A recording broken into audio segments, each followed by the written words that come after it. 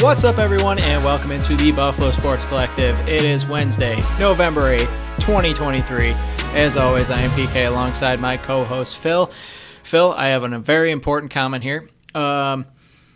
Insurance companies sometimes are worse to deal with than the actual car accident you were involved in. I was involved in a car accident, very minor. I was the secondary car that got hit.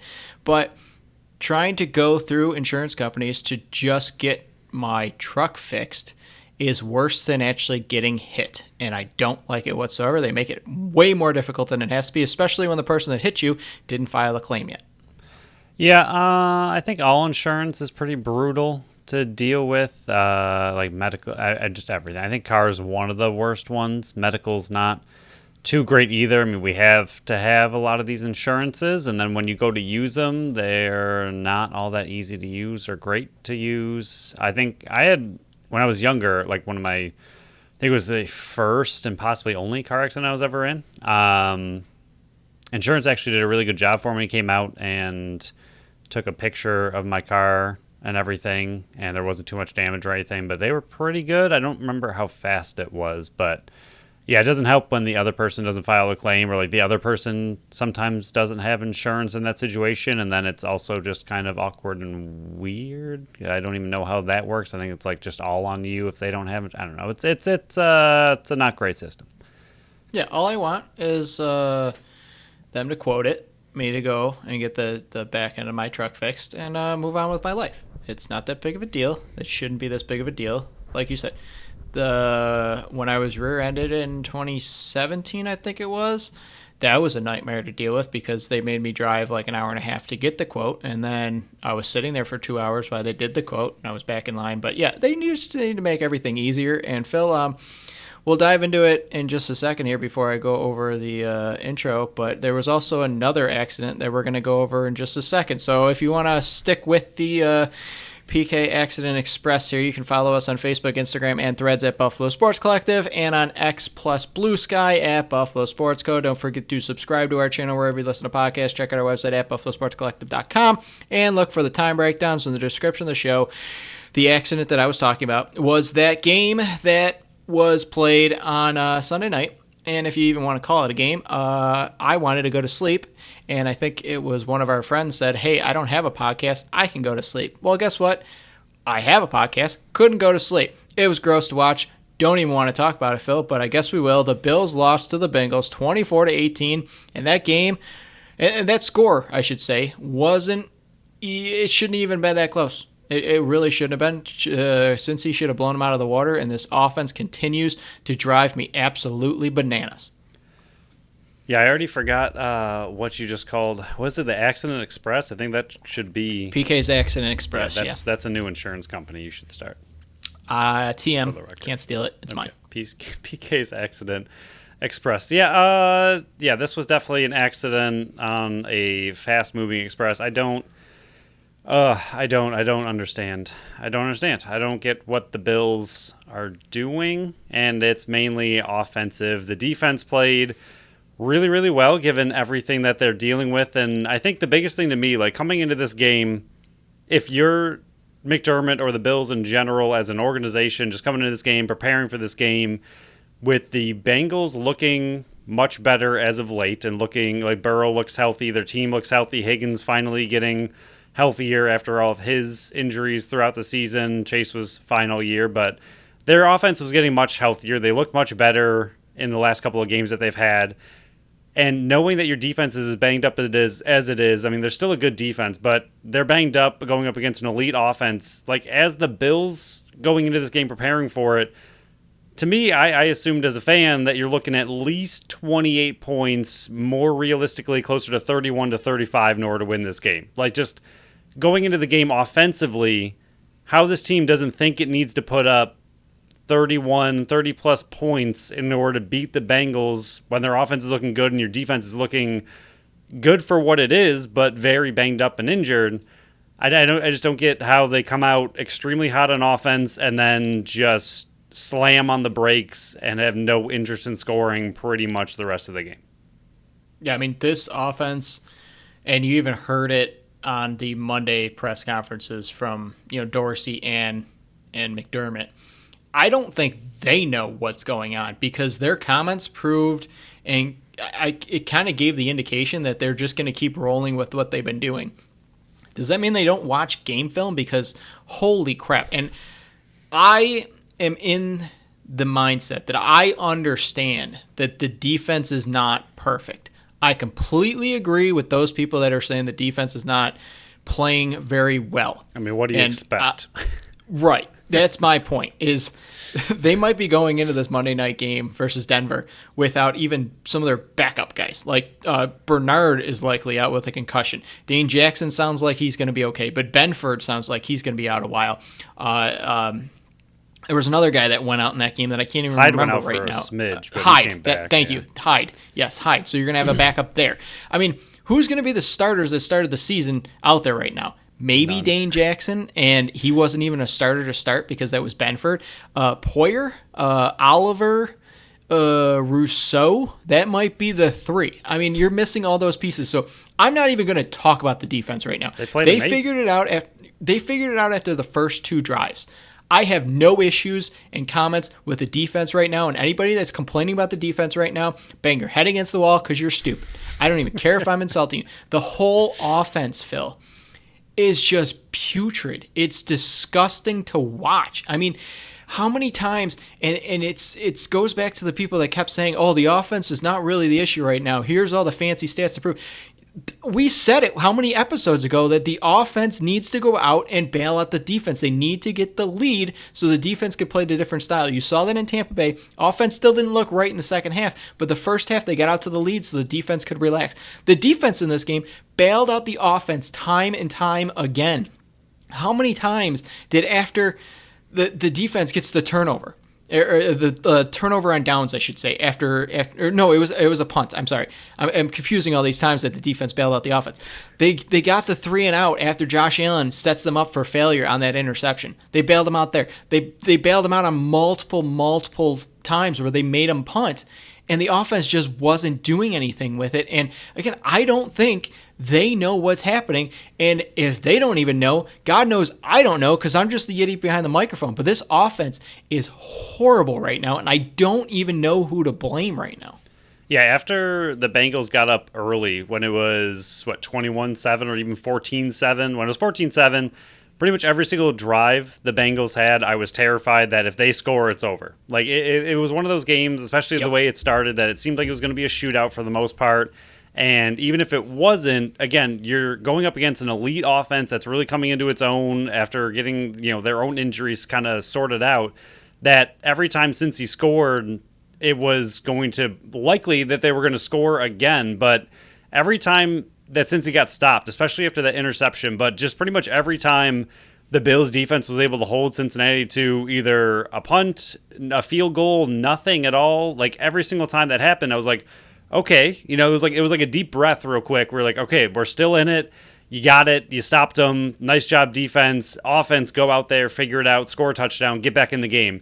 And the offense never did it. And every single time the Bills defense bailed them out, I was like, all right, here we go again. We got another opportunity. We can, come back. We can score. You're back in the game. You have a chance to win it. And then the offense goes out there and falls flat again and again and again and again. And the defense again keeps them in the game just enough to, keep your hopes up. And the defense played outstanding, giving all the injuries that they are dealing with. Again, like we've tried to compare it to the offense essentially losing Allen, Diggs, I don't even know who else. Dawkins, Morris, yeah. Right. I mean, the way that, the defense has lost players would be the equivalent of the offense having essentially nobody, but you still want to complain that the defense held Cincinnati's offense to only 24 points and only 3 points in the entire second half. It's not on the defense. The offense has to do something, and they, for some reason, like you said, cannot figure it out. And it doesn't make sense when you've had success this season. You've had success in this game. The very first drive looked incredible. You had success against Washington in the first half. So there's tape, like you just mentioned, that they look really good on, and they have positive plays and things that work. And then you forget that ever existed, and you can't figure it out to go back to it. I mean, we saw the incredible first drive, and then after that it was run, pass, run, pass, 3 and out, 3 and out, 3 and out.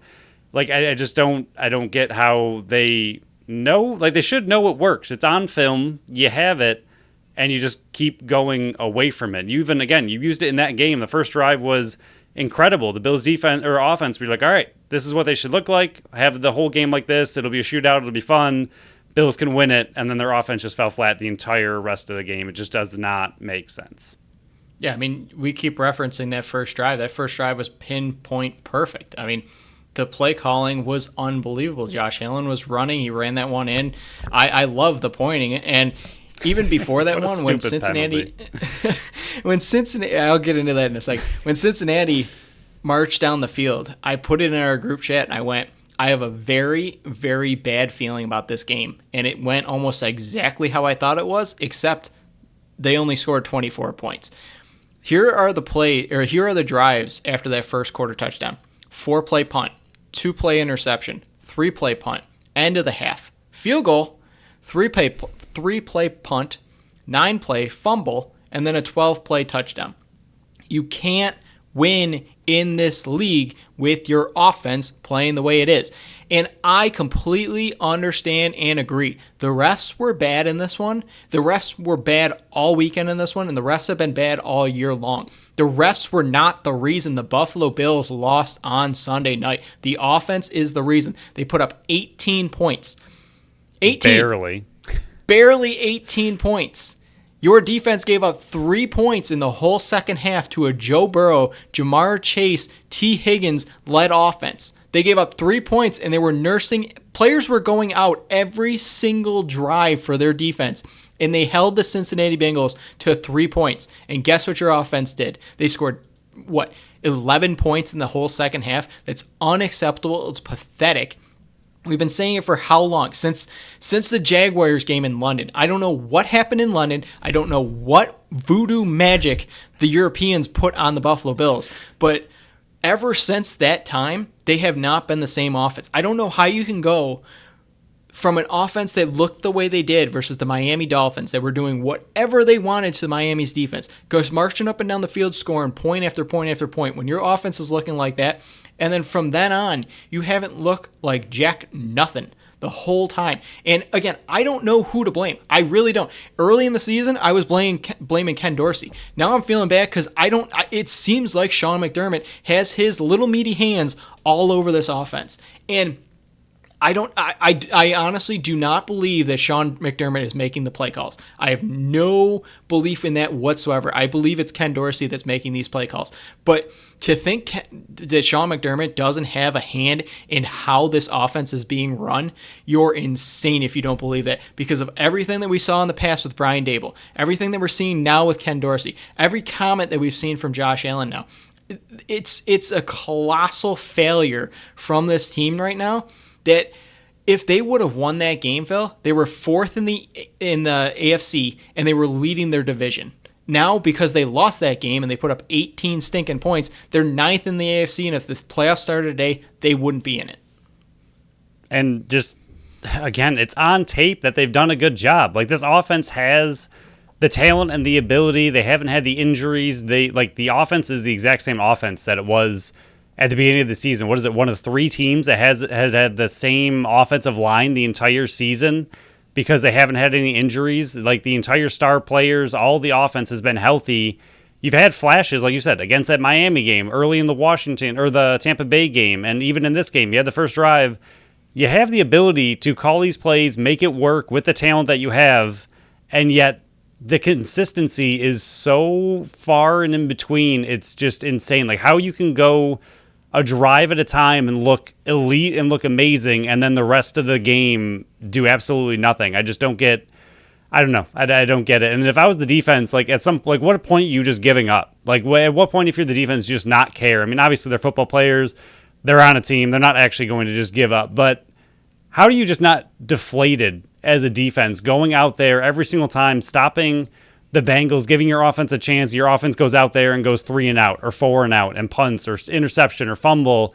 Like, your defense is doing so much to try to keep this team in a game with absolutely no players on the field. Like if it was a full defense and they were all healthy, then, it is what it is. They're playing really well. But for them to be playing as well as they are, even like you said, without Bernard for most of the game, which means you're running Dotson and Williams, that's not a good linebacker core whatsoever. And yet they were able to keep it together, hold the Bengals to only 24, and the offense goes out there and gives you absolutely nothing to back you up. Like, I would be so incredibly frustrated if I was this defense. Yeah, I mean, to me, this defense has had one bad game, and that's against New England with Mac Jones. They gave up 29 points that time. Otherwise, they've given up 22, 10, 3, 20, 25, 9, 29, 18, and 24. Those are enough to win in this league. This offense should be continuously putting up 30 points. And what's actually terrifying moving forward, I can't even guarantee that they'll beat Denver. As heck they're not guaranteed to beat New York because New York always has their number on defense.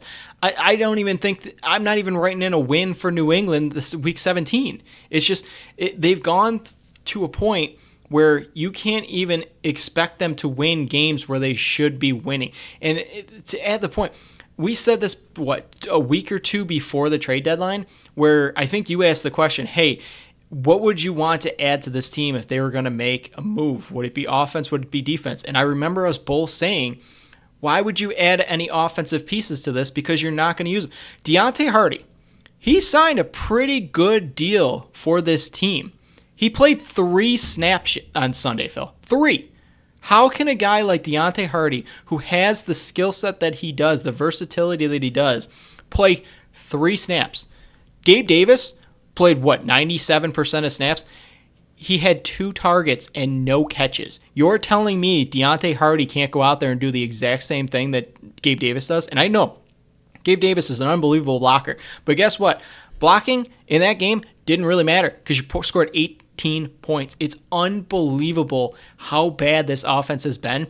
They're like not even a middle tier offense anymore. They're one that plays maybe a quarter and a half of good football, and the rest of the time they're just sleepwalking. Again, Phil, honestly, maybe they're still jet lagged.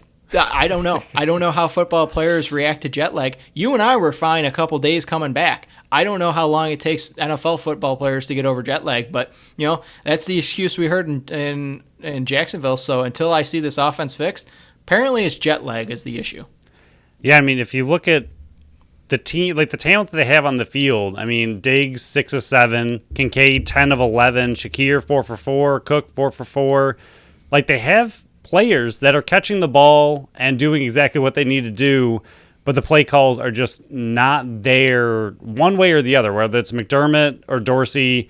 Someone's screwing something up that is just not allowing this offense to be unleashed. And again, we've seen it in flashes throughout the entire season, but you have not seen it consistently other than the Miami game pretty much all season. And the biggest thing with this offense is just a lack of consistency. They just have one drive a game, maybe 2. I mean, they usually have, the end of the fourth quarter, we're down by way too much to come back, but let's put a touchdown in the end zone to make it look good kind of drive. But other than that, they usually have maybe one good drive a game at this point, and I don't get it. I don't know where this team goes, but I don't, like you said, I don't know how they figured out what they need to figure out, but it's really bad on offense. Yeah, I know we haven't talked much of the defense, and that's a point of emphasis for me because I don't want to talk about the defense. They're depleted, they're hurt, and they're still putting out performances like that. So why would I invest any time in talking about a position that shouldn't be the main focus of this? My last point here, and then I kind of just want to be done with it. I don't know if you have anything else to add to it, but remember the whole offseason, when OTAs were around and, the start of training camp and everybody was still talking about Stephon Diggs and Stephon Diggs is being selfish and Stephon Diggs this and Stephon Diggs this is not a team player, blah, blah, blah, blah, blah. I think I said this a couple episodes ago. Maybe he was right. And I know I left that for an opening and talked about how, and I would have to go back and listen to the episodes where we talked about this, but I know I didn't bash Stephon Diggs, and I definitely didn't say that he was completely wrong, and I left it open that, hey, guys, maybe Stephon Diggs has a point. The man had 2 catches on 2 targets the whole first half. How is one of the best wide receivers in the entire league get 2 targets and 2 receptions in the first half? You know what he did? It's just the move he made to gain those extra yards in the first half. I think it was for the scoring drive there. And then he doesn't see another target in the whole first half. It's unbelievable. Again, I'm not saying anything. I'm not speculating anything. But maybe Stephon Diggs was onto something when he was so frustrated after that Cincinnati Bengals loss in the playoffs. And he has every right to be with how this offense is looking. And with that, I will let you wrap this up if you have anything else to say about this game. No, it's gross. It was not a must-win game, but would have been massive to win it, not only to make us feel better as fans and the team probably feel a little bit better. I mean, if you could have knocked off a team like Cincinnati while they're playing well at home, I think it would have looked really, really good for your own team's confidence. But losing again, the offense not even putting up 20 points it just doesn't look good, and the loss is big for the rest of the future of this season. So we'll see where it goes. Yeah, 5-4 is not the nail in the coffin, but you have 4 losses to AFC opponents. You're not winning any head-to-head tiebreakers. You're not winning any tiebreakers, so that means you have a lot of teams that you got to be jumping, and even the teams in front of you, I'm not expecting them to come back. If Pittsburgh does come back, guess who's going to try to shoot and take their place? Houston, because they look pretty stinking good on offense right now. CJ Stroud and Tank Dell, that comeback against Tampa Bay the other day where I caught the end of it, whoo, doggy. Do I wish I had an offense that looked like that right now? But the next games, Monday night, home versus Denver, all I can say is, Phil, if they lose this game, they're done. They're toast, because we said it from the get-go. The front half of their schedule is the easy part of their schedule, and they've gone 5-4. Even if you want to exclude the Cincinnati game, because you can count that as the back half, they went 5-3 in the first half. You still got Philadelphia on your schedule. You still got Kansas City. You still got Dallas, the Chargers, and Miami one more time. And that's not even including Denver, New York, and New England, who are no slouches to begin with. So it's going to be a battle all year long. And I don't even think you can kiss the AFC East away yet. But my God, Phil, I did not think that talking here, recording Monday night, November 6th, that I would be talking about a team that's currently 9th place in the AFC. And the side of the ball that we were not worried about whatsoever with the offense is just putrid. But again, let's talk again next week when they hopefully beat the Broncos. Keep cooking, Russ. We'll move on to the Fantasy Blitz here, Phil. I did bad. You did good. Back-to-back weeks. You didn't have Dak Prescott's number. He finished 2 weeks ago. It was Jamar Gibbs 2 weeks ago. Finished 3rd. Dak Prescott finished 2nd for you on Sunday. While I had Josh Downs not only here, but versus you in fantasy, and he got hurt, finished 83rd. So who, for week 10, is your... Because you've been on a roll. You've gotten 4 of the last 5 weeks. Who's going to be your 5th of the last 6 weeks to Fantasy Blitz Player of the Week? Because you're getting good at this, and I'm definitely not. So you sound a little bit upset over there. It's a bad episode so far, Phil. Bad episode so far. This one I feel like is a bit of a risk in a way, but I am going with Deebo Samuel in this one, currently ranked 53rd. He's having a not so great season so far. He's been injured for a lot of it. They are going up against Jacksonville out of their bye, which is 21st against wide receiver this year.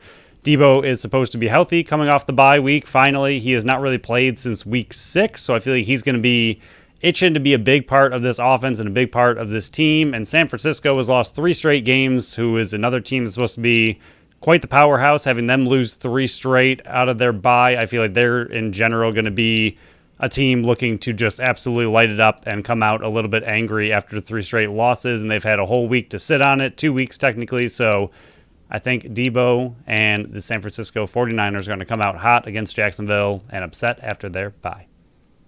As the Brandon Ayuk owner, I don't like that pick whatsoever. But I went Jahan Dotson. He's currently ranked 44th. He's going against Seattle. Last 3 weeks, 8, 10, and 8 targets. Washington traded their 2 best defensive linemen for whatever reason. Yes, I know they were going to be UFAs and they were going to move them so they could get something from it. But They will need to score to stay up with Seattle. And yes, I know Seattle only put up 3 points, but they went against the Baltimore Ravens, who have the best defense in the league. TDs in back-to-back games. Sam Howell is going to keep lighting it up and throwing it, even though he's probably going to throw multiple interceptions. Doesn't matter. He's going to keep airing it out. And Jahan Dotson, who had a very slow start to the season, is slowly coming on. And I actually think he might be taking the wide receiver 1 role away from Terry McLaurin and taking that over. So I would start Jahan Dotson if I had him in my lineup, but I don't, so I can't do it. I do like the pick. Yeah, he's coming on strong. Like you said, Howell is also coming on strong. And I don't know if Dotson, he's not a prototypical wide receiver 1. He's prototypical a little bit of a wide receiver 2, a little bit smaller, a little bit quicker. But I think that's kind of where Howell has been. Like you said, 8, 10, and 8 targets. So I think it's a good pick. I think McLaurin's still going to be your prototypical bigger wide receiver 1. But I think Dotson will get a lot of underneath rules, and he has some pretty good yak ability, so I think it's a good call. Thank you. Let's see if I can get out of the 3-week dud I was on. I was on 2 in a row and then just 3 bad ones in a row, and it's gotten progressively worse over the time. Phil, we'll move on to the Buffalo Sabres here. 3 games to chat about. Wednesday versus Philly. Yes, that was over a week ago now. They won 5-2. Middlestad Byro had 2, Power had 1, and Tage scored. UPL 38 of 40 saves. Shots were 40-15 in favor of Philly. Then Friday, same story, different result. I guess that's not the same thing. I don't know. I was bad in school. They faced Philly again. They lost 5-1. Yoki was the only goal scorer. UPL 14 of 19 saves. Shots were 22-19 in favor of Buffalo. And then the last game here, Saturday versus Toronto, they won 6-4. Paterka, Tage, Skinner, Greenway, and Tuck had 2. Those were your goal scorers. Levi was back, his first game back since game 4 of the season. 25 of 29 saves. Shots were 41-29 in favor of the Sabres. Phil, where would you like to start with a 2-1 week for the Buffalo Sabres, at least on this show? I mean, I slightly want to blow past the Philly home and home, but we can didn't happen. Touch on it a little bit. So teams like this early on, I've been trying to kind of use the Athletics preseason predictions a little bit to understand, because I mean, you don't really have a good sample size yet of where teams are supposed to be, where they might end up. It's still very early on in the season. So a team like Philly wasn't really sure how their offseason went, or where their team's headed. They were ranked 28th in the Athletics preseason projections to finish 28th. The Sabres are 22. Toronto way up at 6 like they should be. So in theory, these are 2 games that the Sabres should have won, with Philly being, again, arguably a lesser team than the Sabres. But I think you put it nicely in the notes here that it's just not a good matchup for the Sabres. It's just not the style the Sabres like to play. I feel like Philly, being that physical team that they always have been, it has a little bit more of that West Coast style of a team where they're just more physical, and that's just kind of how they win. And I think the Sabres have never really matched up very well against those style teams. And I mean, even in their 5-2 win, I mean, 15 shots and scoring 5 goals is not often going to happen. UPL absolutely saved that game for them. I mean, saving 38 of 40. He looked really, really good. And then the other game kind of bounced a little bit more like you would expect. But even in that game, 22 shots to 19, just kind of a weird defensive, physical game. But it did not look good for the Sabres. So I'm going to say overall a strange home and home in Philly, but good to get 1-1 out of it. Yeah, they did not deserve to win last Wednesday. And again, I'm not trying not to talk about individual games because we're still once a week and these games are very old by the time we talk about them. I'm trying to talk as a collection. But yeah, they do not match up well with Philly whatsoever. They're lucky that they got 1 win out of those 2 because they were outmatched in both of them. And it does give me a little bit of hope because they had no business winning that Wednesday game, let alone 5-2, and they got outstanding goaltending, and they got timely goals when they needed to. Philly's game was pretty much over from the get-go. They went down so early, and it was just not even close from then. And it's a bit disappointing because UPL did not have a strong game after having the first strong game. But again, let's hope Philly is no longer a threat because I don't believe you face them again this year. I could be wrong, but I think they're pretty much done with Philly now. But the game versus Toronto, though, I mean, that is a statement win, and that's one that I think can get your confidence going, and one that can kind of slowly start stacking these wins. We said it from the get-go, and we said it on last week's episode that, yes, they're 2 points out of being in last in the East, but they're also 2 points out of the playoffs. Right now, you just need to stack those wins. You got to start climbing the ladder here, because as the season goes, the distance between the teams are going to separate a little bit more, and you don't want to be trying to play catch up. So you got to stack 2, 3, 4 wins in a row, then you can lose one, and 2, 3, 4 in a row, and then you can lose one. I think this game versus Toronto is one that you can kind of use as a confidence builder and say, hey, we match up great with Toronto. We don't match up great with Philly. We don't have to worry about Philly anymore because we're not trying to chase them. We're trying to chase Toronto, and getting this win versus Toronto is a statement win. The other thing, Phil, I'm still looking like an idiot because game 1, I was on Talking Buffalo, and I was on here, and I was saying that the penalty kill still looks bad. There's too much chasing. There's too much not looking around. The penalty kill is unbelievable right now. They are one of the best in the league, and I think a lot of it has to do with not just Eric Johnson leading the defense back there and being one of those guys that's just playing roll after roll and a penalty kill after penalty kill. Jordan Greenway and Tage Thompson on the first penalty kill as well. Not only are they like this big guys that have the unbelievable reach, but Tage Thompson adds a little bit more skill to this. He had a shorty in the Toronto game as well, if I remember correctly.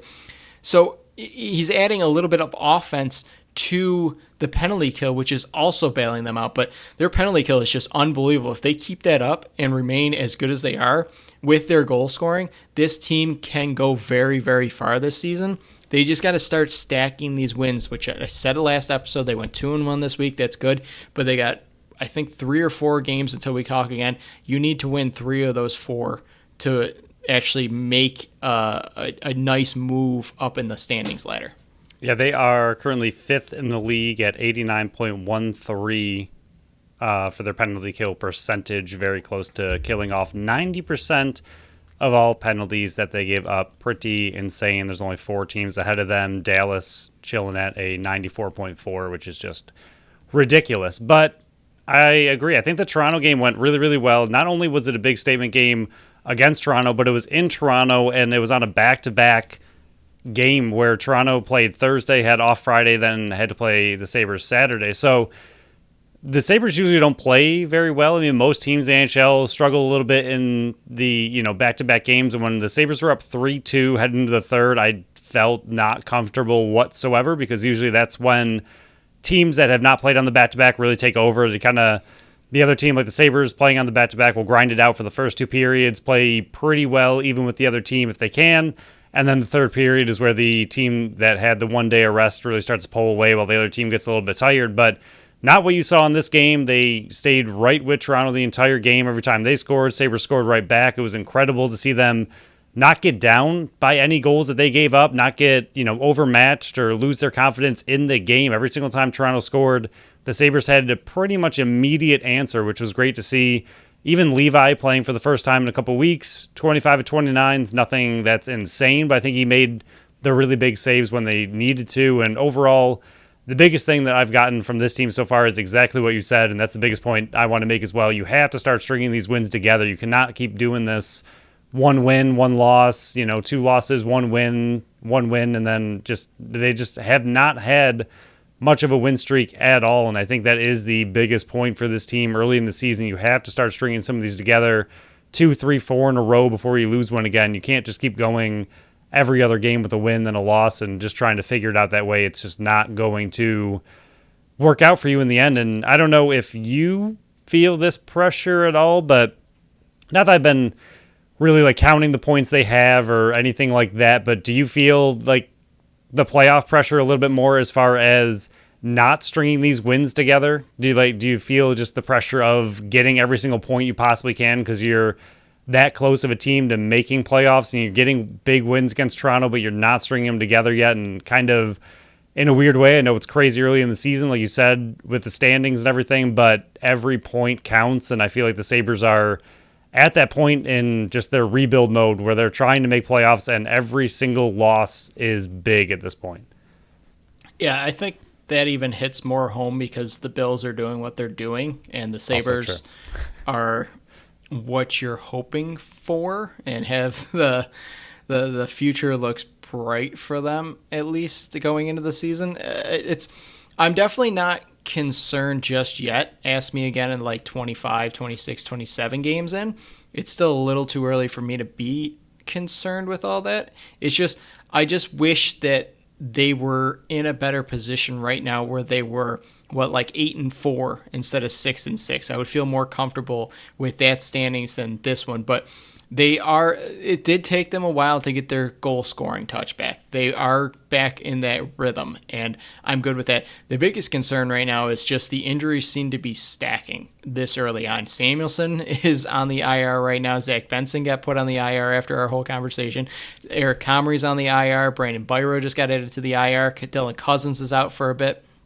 But you're going to have to start relying on some of these younger guys. And Ryan Johnson just had his debut. Had a great game. Lucas. Yeah, he did. You had Ruzick get called up. You had Byro get called up until he just got hurt. You got Matt Savoy up here right now, and he's starting his 9-game tryout. So you're going to have to rely on some of these younger guys to step into bigger roles, and especially like a Ryan Johnson, who Matthias Samuelson, he is getting the injury bug back-to-back years right now, and you saw what happened last year when he was out. They went on that 8-game losing streak when he was out. Now, the bonus here is they won the game he went out in. They lost the next one, but they came back and battled versus Toronto and won that one. So it's already better than it was last year, but the injuries are stacking a bit, and that's a little nerve-wracking. But the other real quick thing is we need a little bit better goaltending right now. I just looked up the stats, and they're a little bit worse than I thought they were. And again, small sample size. Both of them only played in 5 games, but both UPL and Levi, their goals against are over 3. Their save percentage is right around 900.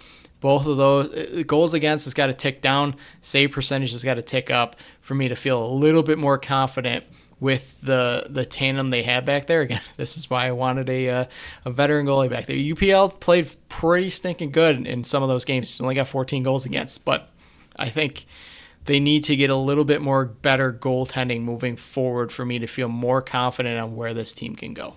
Yeah, and a few of the ones that we went over last episode where UPL let a decent amount in were just not his fault whatsoever. Chance. So he's been a little bit more surprising, I think, right now as far as like who was going to emerge as the potential backup for this team. I mean, Levi, I feel like, is still in their minds their 1A, but who was going to be the 1B? Comrie had a really good preseason, played a couple good games before he got injured, but UPL was the one that you and I have kind of mentally been trying to ship out because we don't like 3 starting goalies on the roster when you have an immense amount of talent and youth trying to find spots on this roster 4. So it feels weird to have 3 goalies, but I mean, right now it's kind of working with the injuries that they've already had to kind of go through. But UPL seems to be really making a statement right now, and it's one of those things where if they do end up trading him, he's definitely putting out some great film to look like a good trade asset, and they do keep on holding him.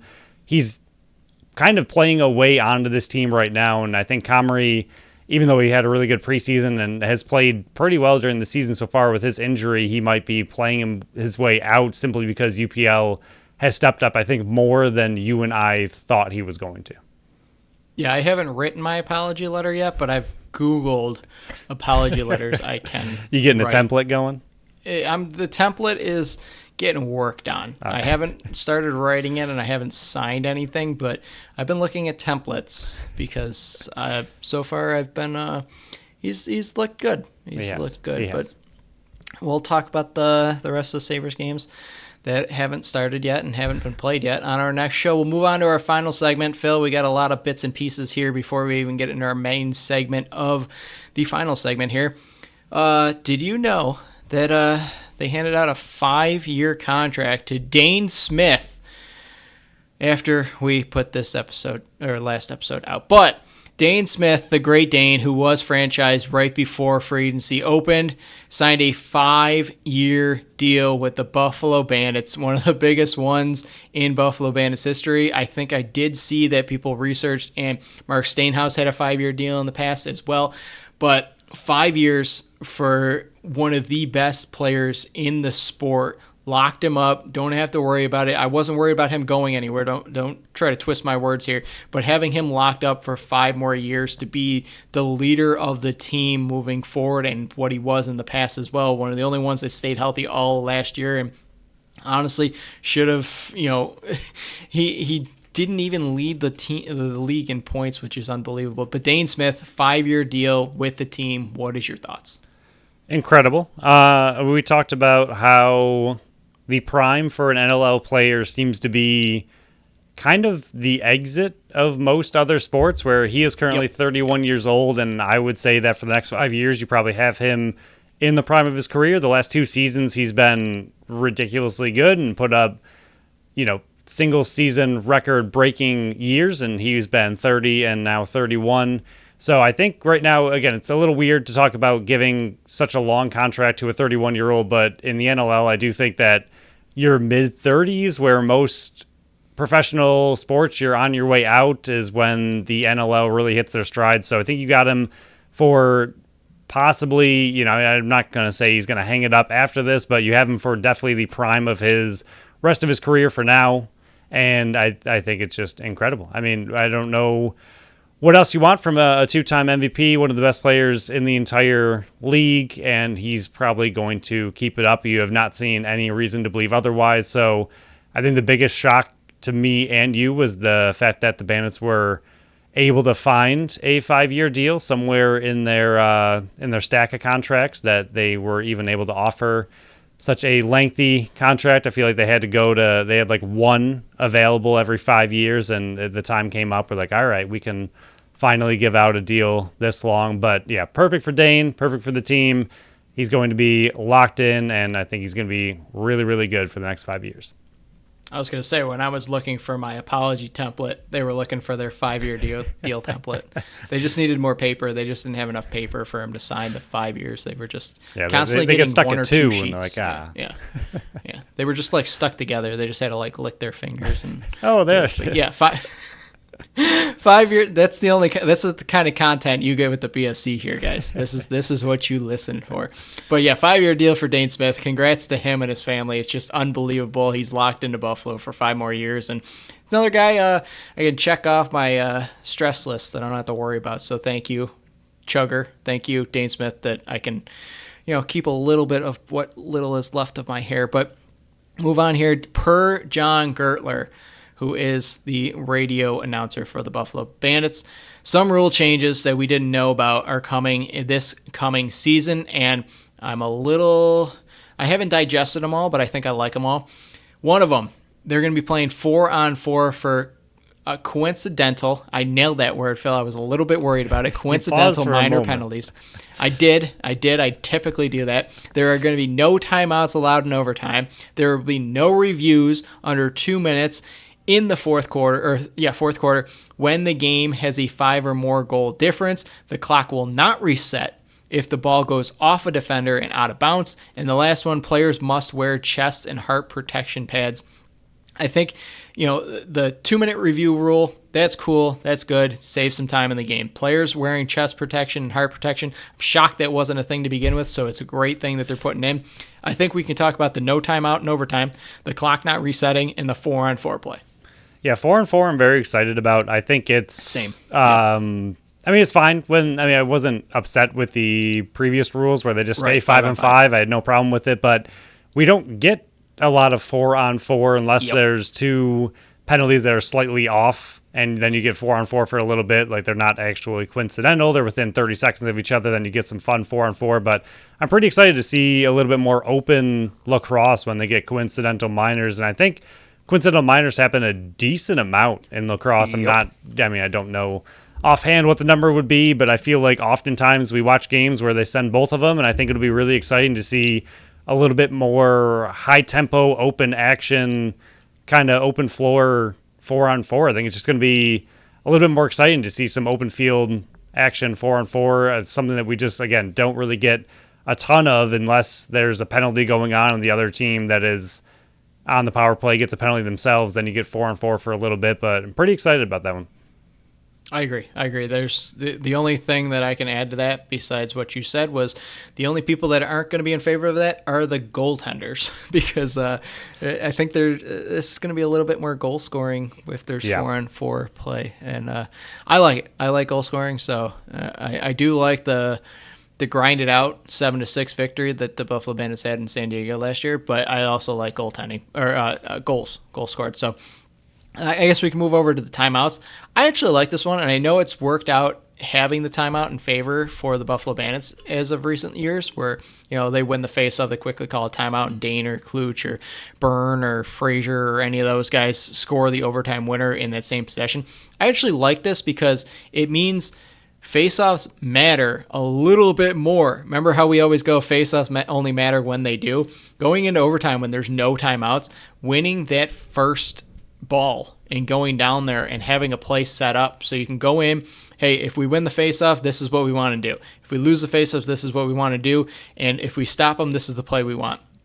So it adds a little bit more strategy to this, knowing that, hey, if we win this faceoff, it's just go from there because we don't have that timeout to be called. I think it's going to be a little bit more chaotic right off the faceoff there, and I like chaos because, no breaks, X factor, that's me.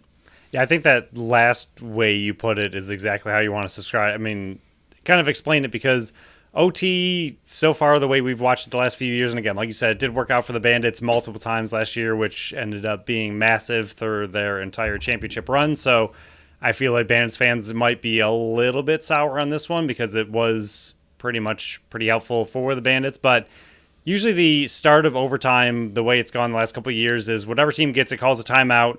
If that doesn't work, the other team immediately calls a timeout, and the first two possessions of overtime are very, very slow. It's immediately get the ball, call a timeout, other team gets the ball, call a timeout, and right there you're looking at like 2 minutes of just anticipation, which is exciting, I guess, seeing what will happen coming out of that timeout. Not for people with high blood pressure, Phil. Right. Not people like me. Keep your sodium down, sir. I have been.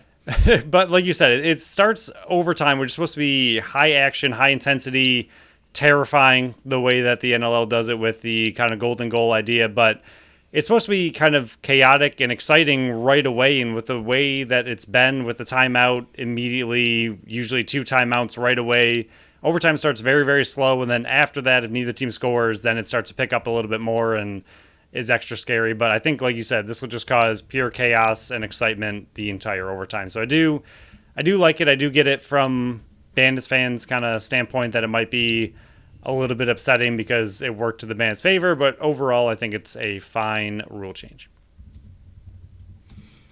And I guess the last one, we don't have to talk too much in this one, but the clock will not reset if the ball goes off the defender and out of bounds. So it's not going to be the change of possession real quick. It's going to be whatever it was when it goes out of bounds. I actually like that because usually the shot clock should only change when the possession changed. So if it just banks off a defender and goes out of bounds, the shot clock shouldn't reset. So I think that's just an adjustment to what had been going on in the past. Yeah, I like that one a lot too. I think especially teams like the Buffalo Bandits that like to block balls. I mean, a lot of teams do. They even have their own official name of soakers now throughout the NLL, and it's something that you and I have kind of kept a little bit closer eye on with some of our defensive stats that we really enjoy, and block shots is one of the big ones, and sometimes it goes off the defender, goes out of play, and it's unfortunate that the other team gets a full shot clock when it didn't go off the goalie, didn't go off the pipe. So I do agree it's not a major change, but it is a change that I do like quite a bit because I think defenders will be, not that they're ever really worried about blocking the ball for a new shot clock, but I think it's just a little bit added bonus that they don't have to worry about going off of them and out of bounds. I think it's a good rule change overall. I'd never really liked it to begin with. It was kind of frustrating when they would block a shot, it would go out of bounds, and the other team gets a fresh 30 off a defender putting his body on the line. So, Phil, we do have one more bit to talk about here before we get into our main segment, and they had a preseason game on Sunday. You might not know about it because they didn't really advertise it besides just some highlights here and there and some comments here and there, but Dave Buchanan was at the game. Thank you to him for tweeting this out, and because I follow him, I have all the information here. They beat the Desert Dogs 13-4 in the first quarter. They were up 3-0. Kluch, Frazier, and Nanakoke were the goal scorers. At half, it was 4-2 with Byrne getting that second quarter shorty. By the end of the third, it was 9-3. Kluch, Wiles, Frazier, McKay, and Martin were the goal scorers. And in the fourth quarter, they finished it up 13-4 win. Watts, your boy, had a hattie in the fourth, and McKay had the 13th goal. Well, the 13th. I don't know if he scored the 13th goal, but he was the 13th goal scorer. I don't care how that sounds, Phil. I'm butchering it anyways. Shanahan played the first quarter and a half, which was a shutout for him. Constantinopoulos, yes, I know that's not his name, but I don't care. He finished the second half. He allowed 2 goals, and then Orelman got the whole second half. He allowed 2. Overall, pretty dominant win. I mean, 13-4 for a preseason game. I know it's just preseason. You're getting a lot of your other looks in, but for a team that is looking to defend their championship and a lot of their players coming out on fire, Cloutier, Fraser, Nanakoke, Byrne, Wiles, McKay, Martin, and then Watts. I think Watts and Wiles might be the big story. I mean, in general, again, like I just said, a lot of your typical players coming out strong in their first preseason game. I think that looks really good moving forward, but Watts getting a hat trick in the fourth, I think that's big for him trying to make a team. And not only the big thing about him and just players like that, again, we've talked so much about how loaded this team is, and if he can't make this team, can't make the practice squad because they want to go with 3 goalies and an extra defenseman, extra transition player, whatever it is, he's got a lot of talent he has to beat in front of him. But all teams are watching these preseason games. Desert Dogs obviously got a firsthand look at this, but all teams throughout the league are keeping an eye on all of these players. So even if Watts ends up not making any part of the Bandits roster, having a game like this not only makes him valuable to other teams, it makes him valuable to the Bandits because Dietrich might be able to say, hey, before we cut this guy and he's available to anybody to claim, do you want to trade for him and just get him straight out so you don't have to worry about possibly losing him to a different team? So having a really strong preseason, even if for some reason he doesn't make the Bandits because their roster's loaded and they just don't have a spot for him, it also helps the player try to get on a different team. It also helps the Bandits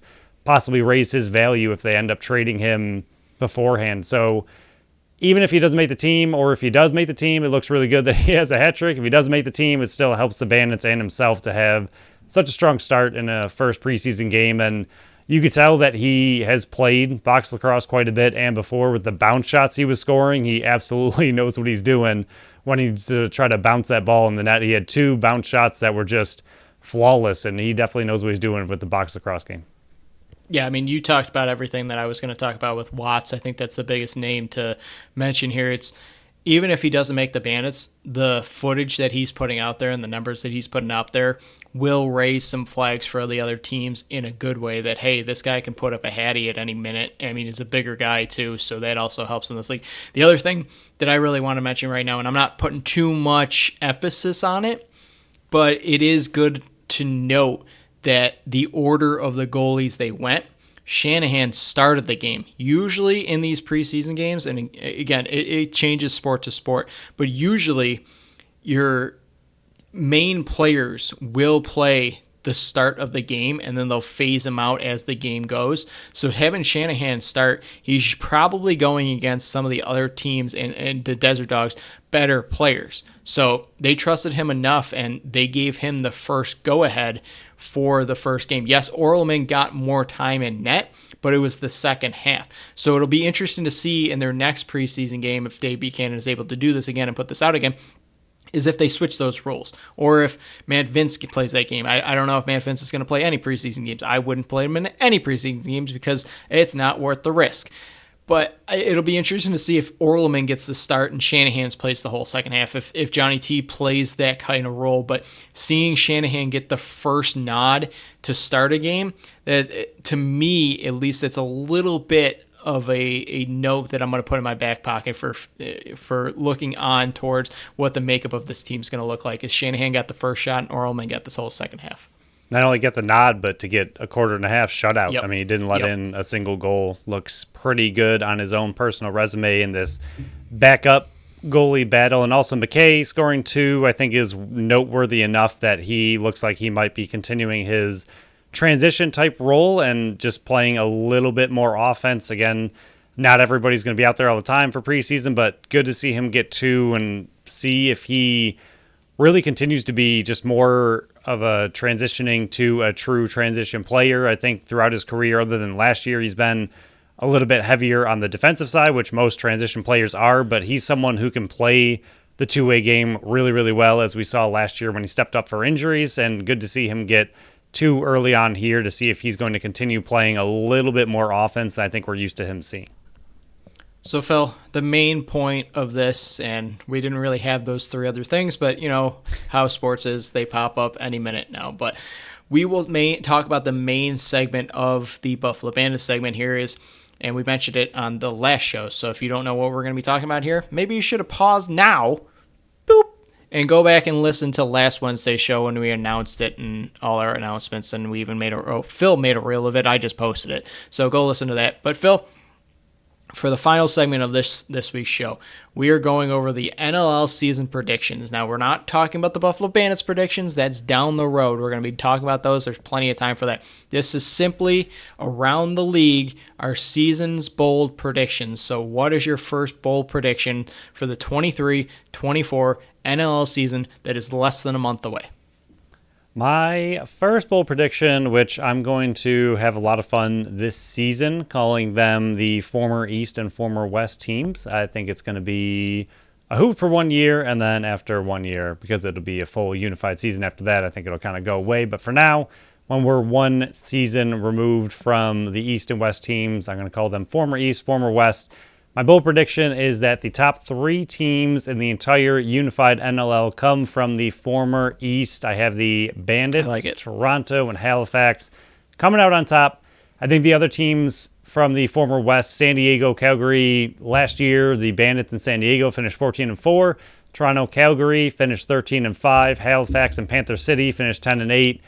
Really weird how the West and East finished with identical top half standings. Pretty interesting, but I did some schedule looking at to see who each team plays twice, and I think it's a little bit unfair. At the same time, NLL loves the matchups and loves the big games, so I think it's going to be a lot of fun to watch these duplicate games, but I think the top half of the league, if you include the Mammoth as well, even though they had a bad season last year, I think they kind of got screwed in a way. San Diego plays Calgary and the Mammoth twice. Calgary plays San Diego and the Rock twice. The Bandits play Toronto and the Mammoth twice. Toronto plays the Bandits and Calgary twice. So the San Diego, Calgary, Bandits, Toronto teams all play incredible talent 2 times a year. Halifax, who is the other team I have finishing in the top 3 this year, they only play the Wings and the Rush twice. The Wings were okay last year, and I think that they are still in a bit of rebuilding mode. I'm not really too worried about them. And the Rush are in a true rebuilding mode. They did a lot of offseason moves, but I don't think they're ready to make a huge push. Panther City is the other team that could fight just being up there in general. They play the Desert Dogs twice and the Swarm twice, and the Desert Dogs, despite the preseason game against the Bandits, are an upcoming team, and the Swarm were pushing incredibly hard in the second half, so I think that's going to be a little tougher. So if the top teams kind of split a lot of these games against each other, I think a team like Halifax, who plays the Wing and Rush twice, can kind of sneak in to the top 3 of the entire league because they don't have to play one of these top teams 2 times, where they get a little bit easier of a schedule. Even though every team plays each other once, they end up playing their 2 teams that they have to play are a little bit easier. So I think Halifax, if they have a bigger year this year, which I think they can, I think they can sneak into the top 3. And I think the Bandits in Toronto are just primed to kind of run the table once again. You'll have to stay tuned for my opinion on that on next week's show when we pick the playoff teams. But I don't hate it. I agree with some of what you said in your bold predictions, but that's why it's bold. So I will hand it to you for that one. My first one here, and as I was just reading, I did this all like earlier today and making my bold predictions, and I just was looking at it now, and I'm going to have to bob and weave Bandit's fist flying at my face after realizing what I did here, and I'm not sorry. That's why these bold predictions. My first one is Jeff Teat the Jeff Teat that plays for New York Riptide. He's pretty good at lacrosse. He will break Dhane Smith's goal record of 72 this coming season. Last year, he put up 56.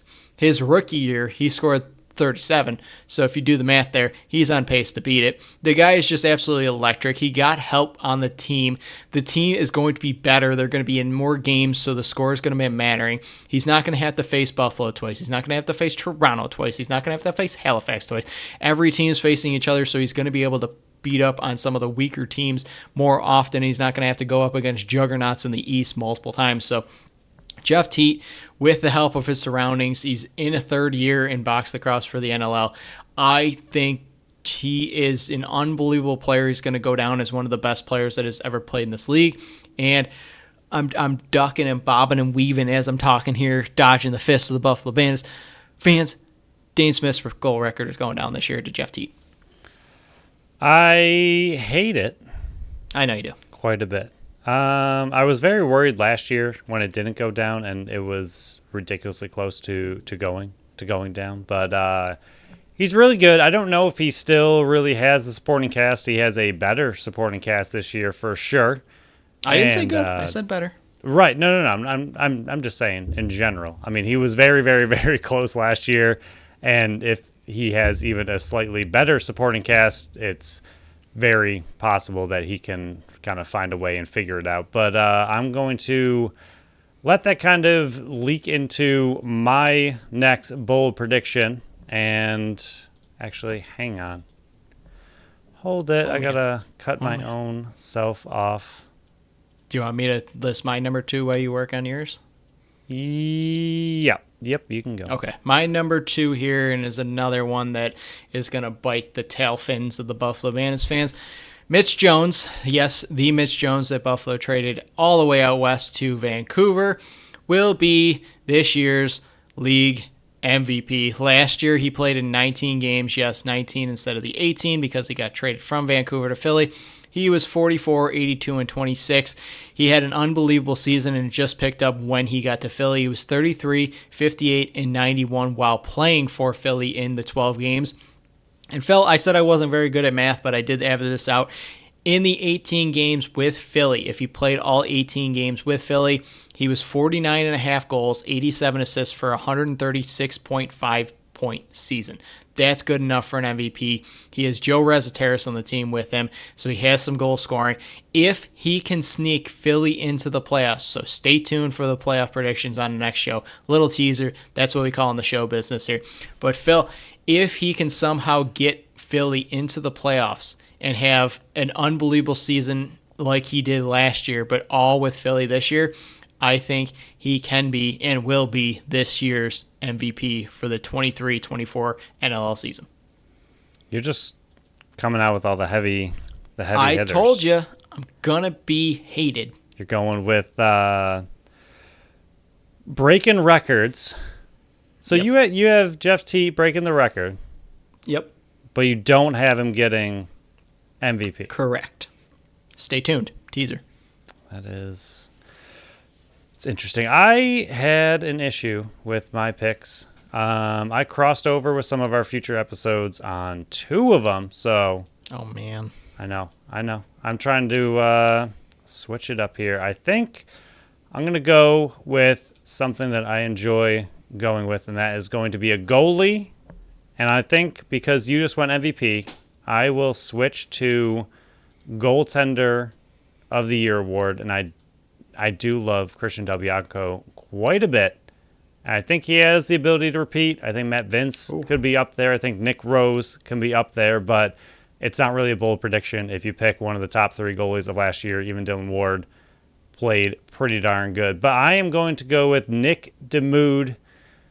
Absolutely incredible goalie. And, of course, oh, man, this stats page is killing me right now.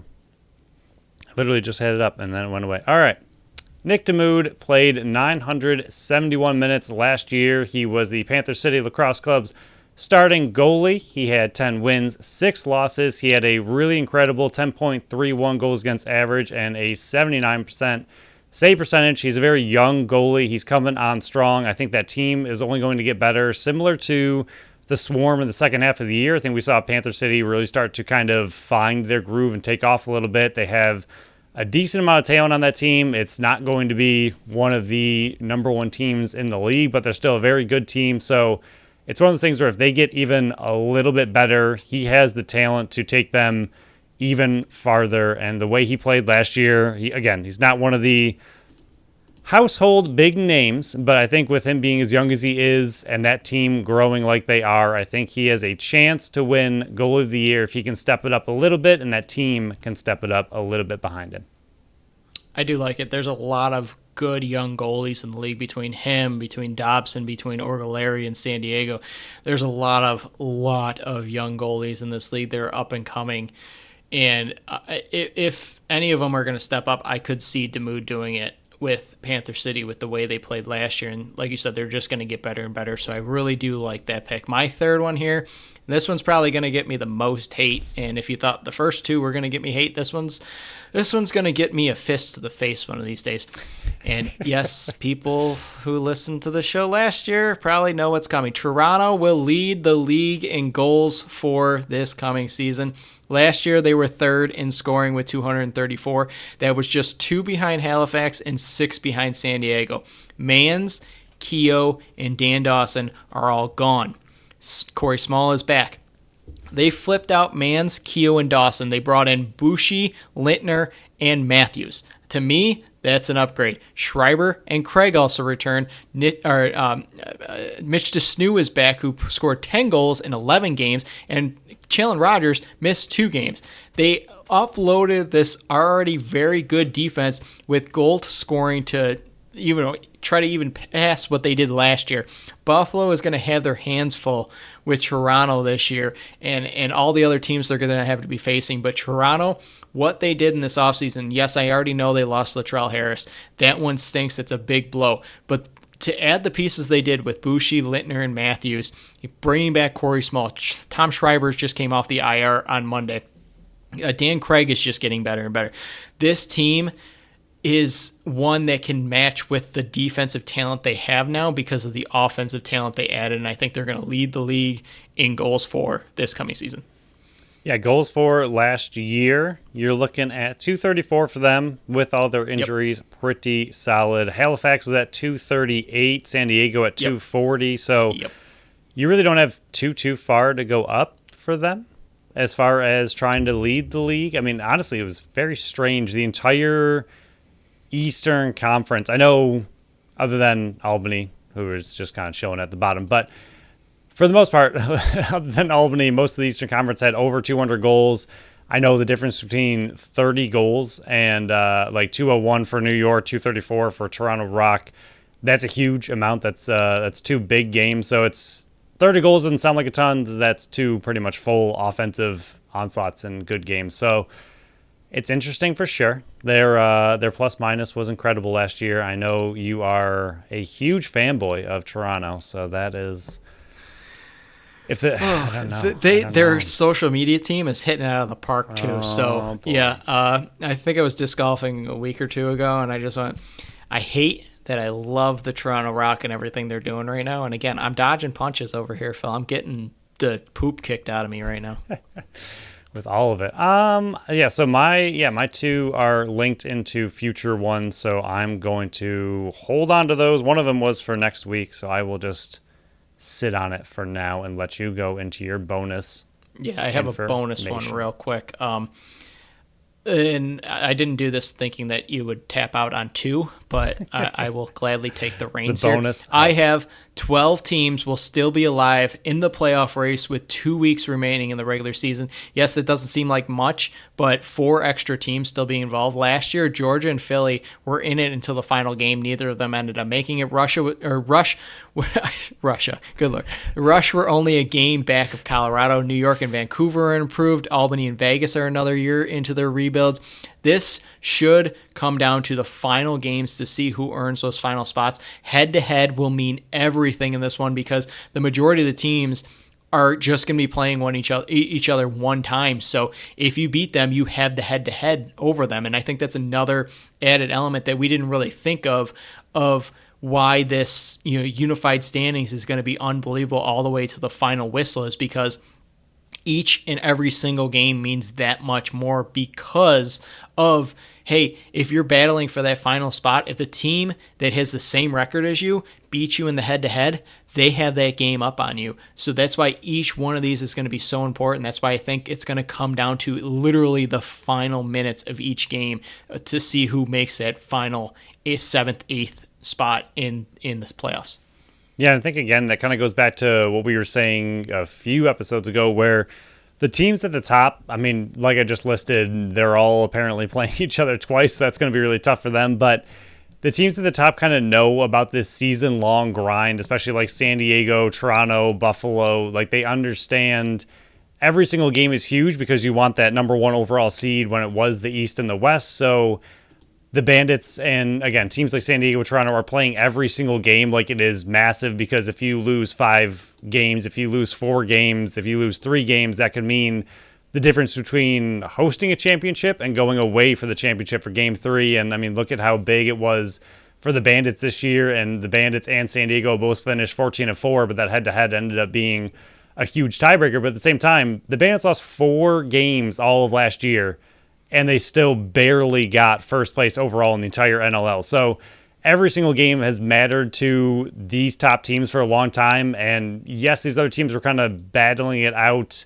a little bit lower, but I think now they're going to really understand what a season-long grind really is, where you're just not trying to be good enough to make playoffs. You have to make sure you win and kind of scratch and claw at every single game, because like you said, they play each other once for the most part. So any kind of head-to-head battle, when you're only playing a team once, you don't have the ability to get that back. If you play them 2 or 3 times, you can split it. You got goal differential, whatever. You play them once, it's that one that's done. So every single game is going to be massive this year for every team.